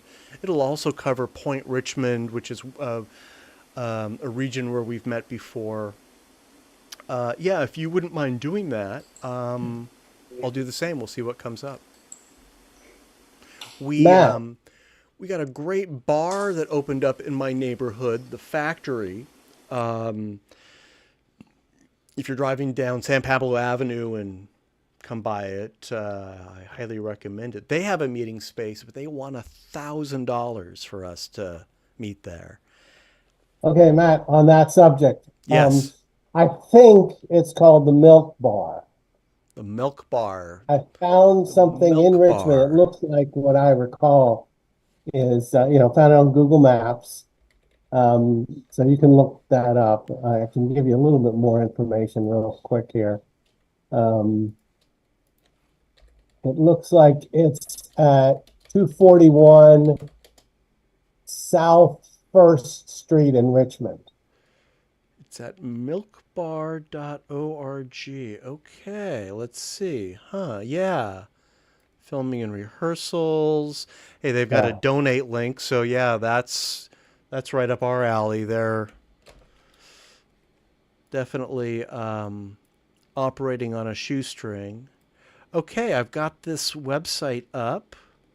Let me reach out to them and, see if there's any way we could make this space work. Thank you. Yeah, this is a great suggestion. Okay, good. Glad I could help. Yeah. So is it like styled after A Clockwork Orange or something? Not that I recall. I don't know. Maybe that's where they got it. Or maybe they're teetotalers. I don't know. I'll put the link in the That's chat. the only milk bar I've ever heard of. Yeah. That would be fascinating too. It's an interesting, Well, when you interesting contact them, space. you can ask them. Yeah, this is. Look at this. I'm reading their rental rates. $20 an hour for occasional rentals, with a minimum of 3 hours. That's less than what the Albany Community Center charged us before the pandemic. So, unless this hasn't been updated in like 20 years, which is a possibility. That would I certainly saw some work. listings of events that are 2024, so Yeah. they are updating stuff. Okay. Well, Um, great. This is a great tip. I'll reach out to him. All right. Hope it works out. Yeah. As I recall, there's plenty of places to park around What's there. the neighborhood like? What It's sort of part of industrialized Richmond is Richmond. the Milk Bar? Well, you live in Richmond. I know, and there are some areas of Richmond that I don't visit that often, that I intentionally avoid. This may be one of them.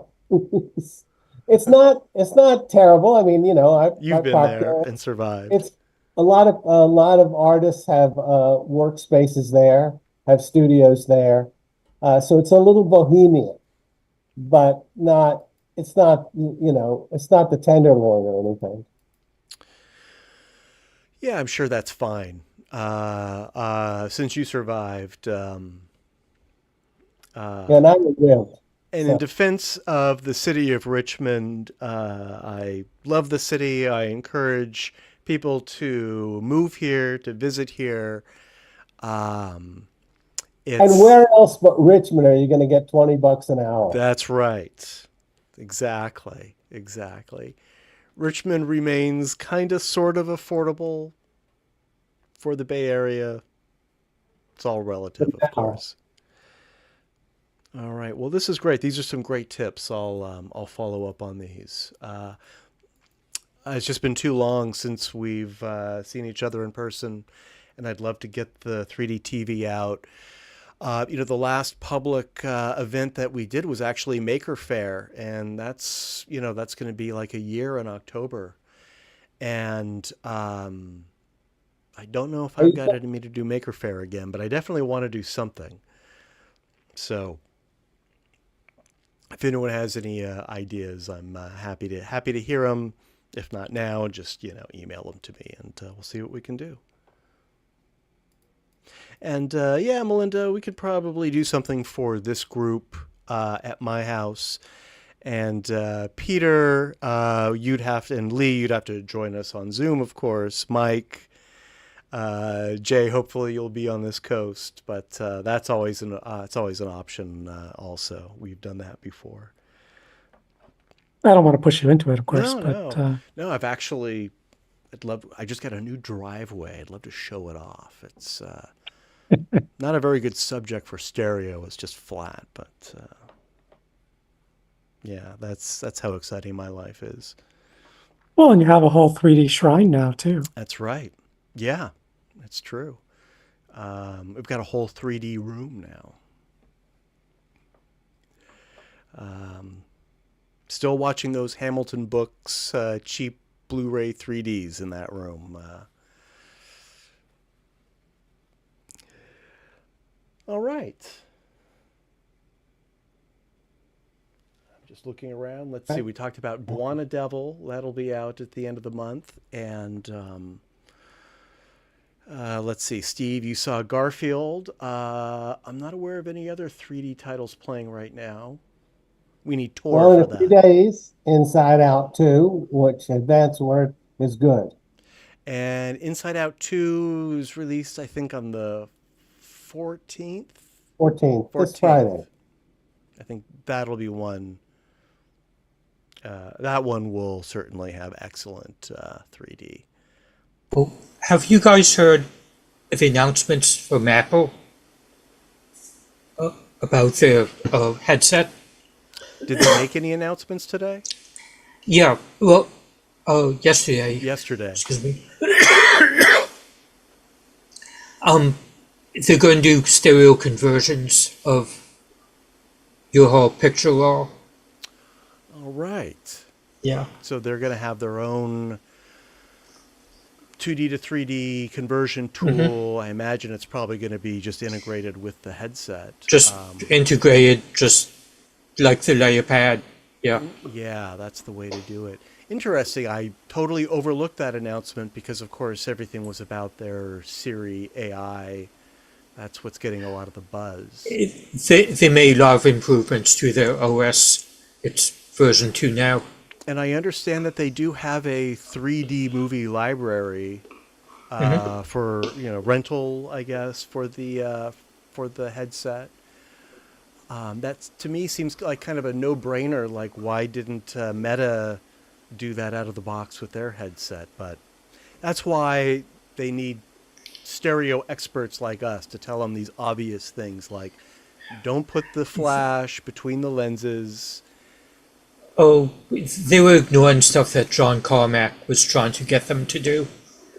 Oh, really? So, yeah. That's part of the reasons he dropped out. He was really pushing for the VR 180 format in stereo. And their shared public world Horizons, where they have rock concerts and things, aren't even in 3D half the time. Yeah, yeah, yeah. Could you guys put a link to what you're speaking of? I missed the name of the company and everything. We're talking Apple. about the Apple Apple. Okay. Apple headset. Sounds like they've updated the operating system for it. Yeah. 2.0. Sounds like there have been some improvements. One of those improvements being 2D to 3D conversion, which would be right up your alley, Peter Sinclair. Peter, did you see my conversion last week? Were you here last week? Don't recall it. I'm not sure. My astronaut conversion? Can you post it right now? Let me see if I have that handy. I don't know if I have it handy, but let me see what I can do here. I'm gonna log off now. Yeah, we'll wrap this up. Thank you, Steve, for your suggestions and for sharing your photography and giving us your opinions. And I will see you no later than the second Tuesday of next month, if not sooner. See me soon. Yeah. Okay. Or next month. Yeah. If not sooner. Bye-bye. Adios. All right, Peter, let me pull this up for you here.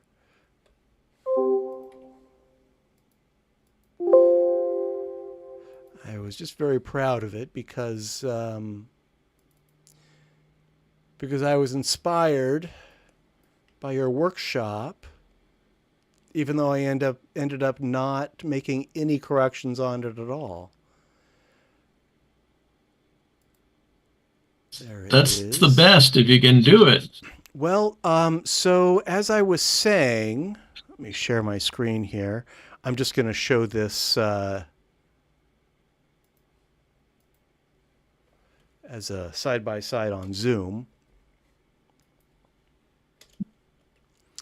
Did I show this to you, Peter? You just outdid me. Fantastic. Congratulations. That is a fabulous conversion. It was Leapix that did this. And as you probably know, Leapix has changed their name to Immersify, I think it is. Let me put this up on our other streams too. And they have a new AI model, whatever it is, that has really improved the accuracy of the conversions. And the reason I wanted to show you this is because I had originally tried running this photo through the Leapix converter before your workshop. That would have been back in March. And it did an okay job, but it really just got lost with that scroll. You know, the scroll was kind of pseudo, it was stuck in the wall. It was a problem, and I was intimidated and I put it aside. Then after your workshop, I thought, okay, I get these depth maps now. I'm going to go in. I kind of have an idea of how I can fix that.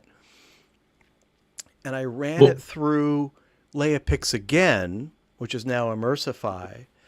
And this is what came out. There are some errors, but it's just so much better than the version that I got just 2 months ago.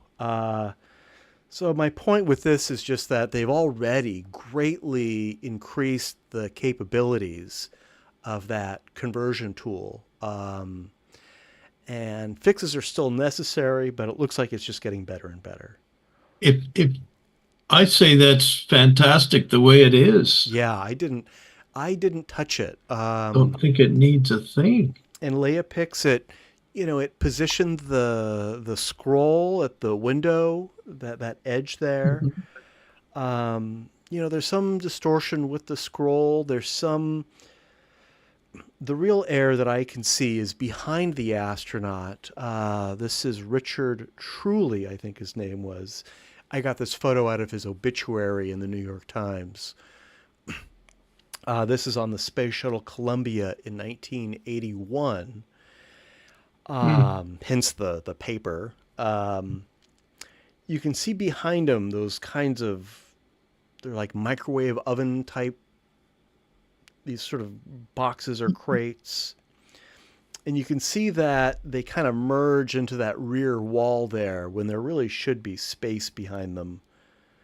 Well, That's the only. You got better eyes than I have. I wouldn't even have spotted it. I looked at this photo for a long time, and we talked about this quite a bit too.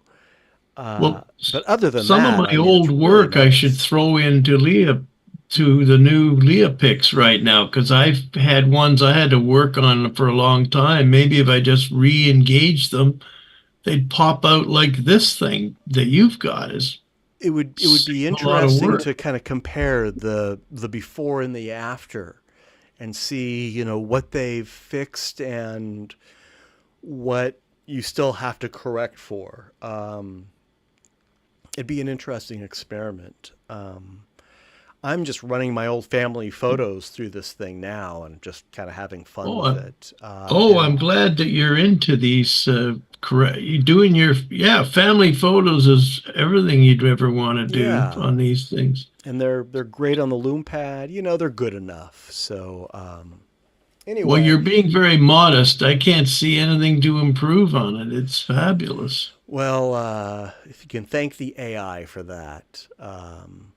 Hey, So you got I the wanted to right make sure you tool saw there. that. And thank you again for that workshop. Thank you. was I really hadn't seen inspired. that one. Thank you for showing it. I'm Things are very just pleased with what you did. changing so fast. So I'm very curious to see what, well, I don't have the headset, but I'll be curious to know what Apple does with their 2D to 3D conversion.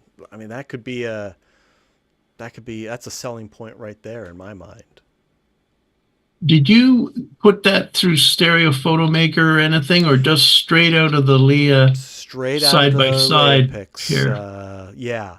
I didn't crop it. I didn't rotate it. I let it do all the work. And that is just how it, I mean, I think I might have resized it, but that's just how it came out of the converter app.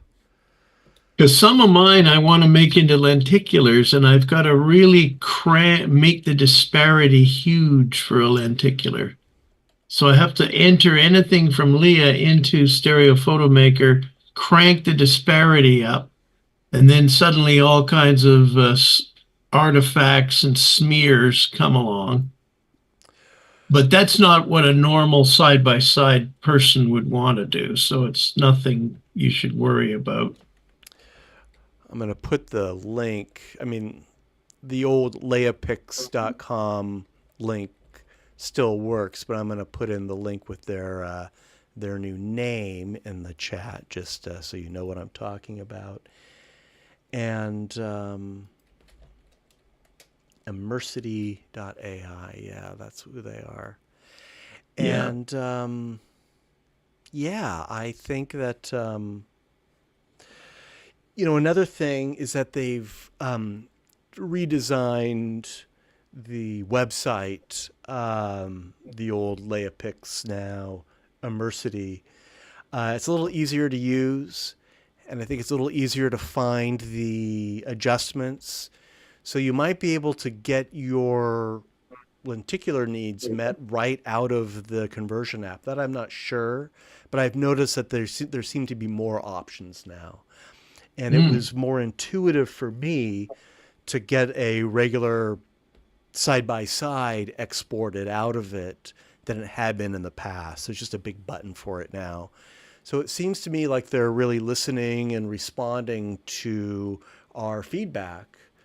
And it's been a long time since anyone's listened to us stereo photographers. So that's great. They're good in my book. Well, getting that preview stereo 3D side-by-side that you can do without purchasing yet is good, because if you have a real dog that can't do it well, don't bother with the continuation to the purchase part. Yeah, and you can still download a free watermarked version So if you're too cheap to pay the pennies per conversion, depending on the kind of credit package that you buy, you can still play around with it for free. Totally worth experimenting with. Have you tried a video on that yet? The immersion? I haven't I have tried not, one. and I believe that it does do 2D to 3D video conversions now. I don't know much about it. Can you confirm that, Jay? I think Joe did a conversion of Pete Seeger a few weeks ago, a short video. Not Pete Seeger, Peter, Paul, and Mary, Okay. because it was the anniversary of what's his name? I'm blanking out on his name. It's late. Oh, Lenny Lipton, the guy who wrote Lenny Puff the Lipton, yes. Magic Yeah. Dragon guy. Yeah. Right. Developer of So- Real D. Leo Do you Pix just did the load video. it? Would you just load a video in like an MP4, push go, and then out pops the 3D thing to Yep. your download? Yep. Wow, I gotta give it a try. I think it's like $3 a minute. Ah, that's pretty good because Yeah. I've got a 56-second of my ex-wife, not ex-wife, my deceased wife, playing sports, which she never did, and I'd love to just convert that for our daughter to look at. Yeah. So 56 seconds sounds like about $2.95 on this. I mean, where are you going to get that done It's cheaper? discrete. It could be 2 seconds or 58 seconds, same price. Oh, I see. Every minute kicks Yeah, in. and if it's 61 seconds, it's 2 credit. Gotcha. Yeah. Good to Oh, know. thank you for the tip there, Jay. More to play with, as always. Of course, I've done 2D to 3D movie conversions on my Loom pad, but that is not as good. It's not really using the power of the AI that they have on their servers, and you can't. Well, at least I don't think you could record them or save them. It just does the conversion in real time. So I'll be very curious about this new feature on Immersity.ai as well, formerly Leapix.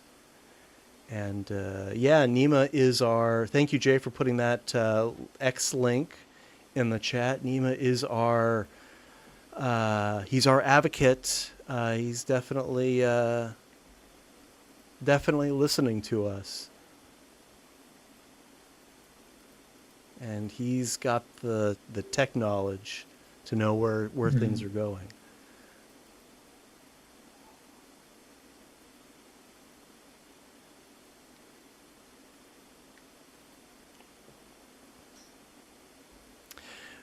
Well, all right. I'm going to pack it in. It's a little late for me now. It's a lot late for you. Thanks Okay. for staying up. We'll see you next month. Yep. Let's, Take care, everybody. yep, you too. Bye-bye. Good night. Bye-bye. All right, all. I'm going to shut it down. Thanks for sticking around. Had a great time. Great seeing everyone. Keep shooting. Keep watching 3D. We'll talk about it again next month. Lee, I'll talk to you soon. Bye.